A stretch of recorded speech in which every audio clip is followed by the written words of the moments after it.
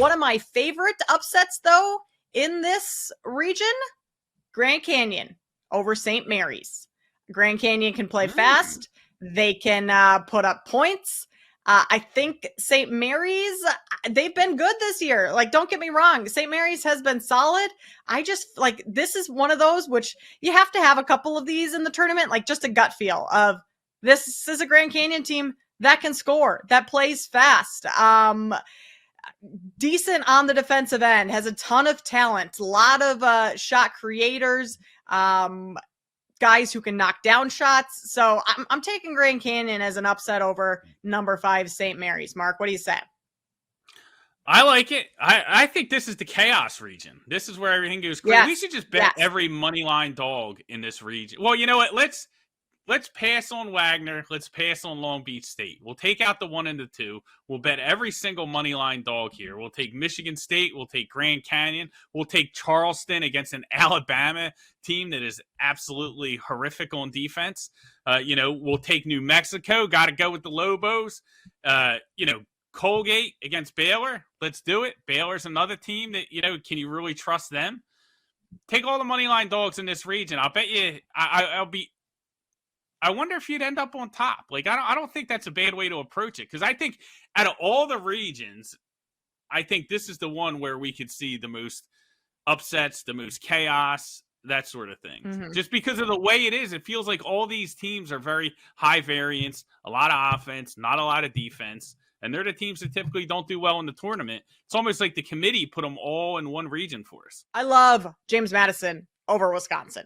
And assuming Duke gets past Vermont, I love James Madison over Duke, because I'm with you. I'm not all that high on Duke right now. When they play well, they play really well. When they don't, they're susceptible to losing to literally anyone. And you get a James Madison team that's won a ton of games this season, that's experienced.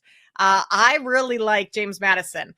Okay, but you had a reaction when I said they get past Wisconsin. So we're on board that James Madison upsets Wisconsin in a 12-5 upset? Yeah, I mean, we took Northwestern, right? But this is March Madness. Like, we can't have too much Big Ten advancing here, right? Big Ten is never great in the tournament. Yeah, we don't want to go too heavy on the Big Ten. But no, I love James Madison. I think this is, one of the few upsets that I have in this region. I think they're 8th in scoring margin, 9th in scoring overall in the country. They're a team that can, really, like I said, they won a ton of games this year. They beat Michigan State. They have some big wins. I think Wisconsin's going to try and do what Wisconsin does, right? They're going to try and beat you inside out. But I think that this James Madison team can put a lot of pressure on them. And I think that that's really what makes the difference in these types of first-round matchups. So I love James Madison.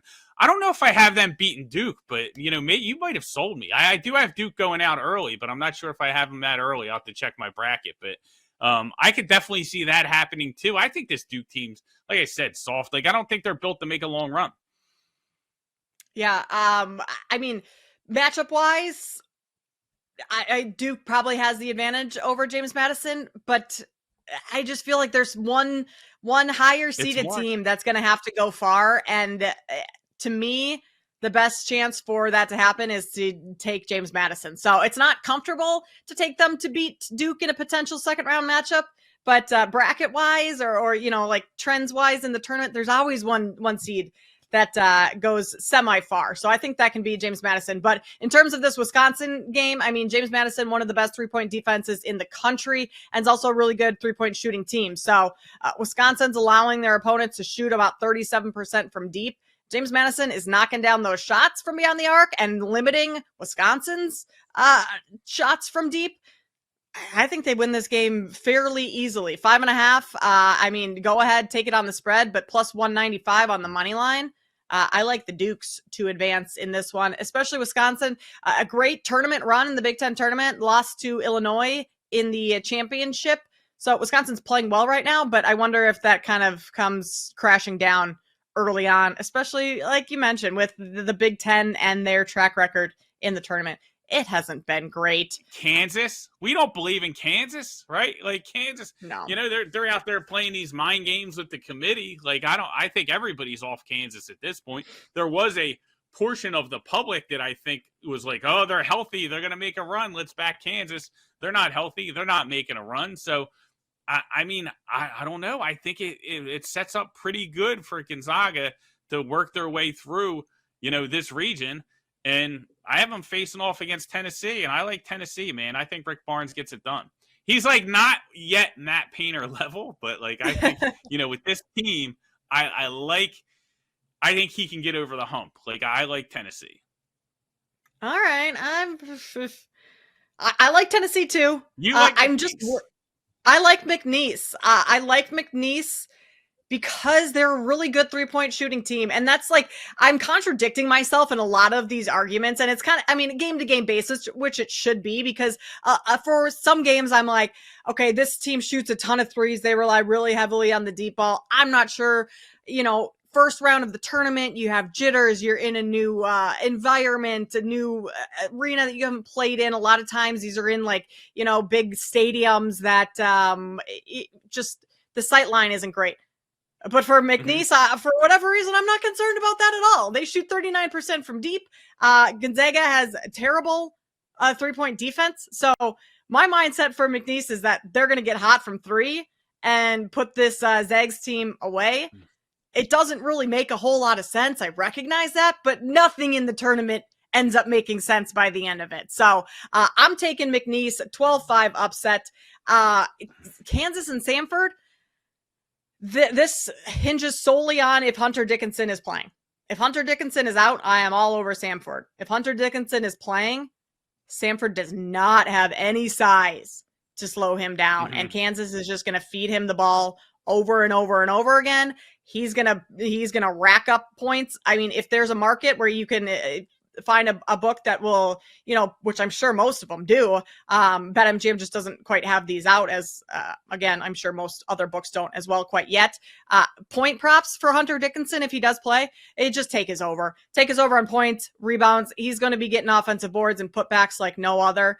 And that's the only way I see Kansas beating the Samford team with Kevin McCullough out for Kansas, who is the Jayhawks' top scorer. So that one, I'm waiting until the very last minute when we figure out if Dickinson is playing. But if he is, I have to take Kansas, even though I don't see them getting past the second round. This is a game that I don't know what to do with. Florida Atlantic, the 8th seed, going up against Northwestern, the 9th seed. A lot of this has to do with the health of Northwestern center Matt Nicholson. That's kind of a deal breaker. If he's in, I like the Wildcats. If he's now not, I like Florida Atlantic, I think. Florida Atlantic has the guard play. They made it to the Final Four last year. They have the experience. A lot of people I've been hearing thinking that maybe Florida Atlantic, if they can get past this first round, they could give UConn some trouble. I'm not on board with that theory. I think UConn is just that good. But I don't know how to play this Florida Atlantic Northwestern game. Mark, do you have literally any advice whatsoever for me on this one?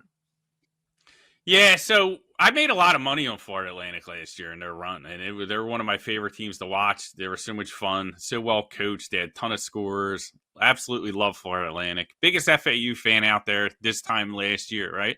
Not going to give it back this year, right? So don't want to go expecting the same thing over and over again. And I think I have Northwestern advancing here, and I think they're the side. Again, it's going to depend on, if everybody's healthy, they get the big man underneath. That's obviously going to be key here. But I just think expecting Florida Atlantic to make another strong run in the tournament. The problem with, I think, us in general, not us, me and you, but just bettors in general, is that, like once we see it, we can't get it out of our mind. And I think we saw FAU make this run. We know they're a very well-coached team. We think they're going to do it again. We already saw proof of concept. And I'm trying to safeguard myself from that kind of approach here. I think this is going to be a very close game. It's going to be a tough one. So I'm going to side with the Wildcats, man. A little Big Ten action. A little Big Ten team getting it done in the tournament.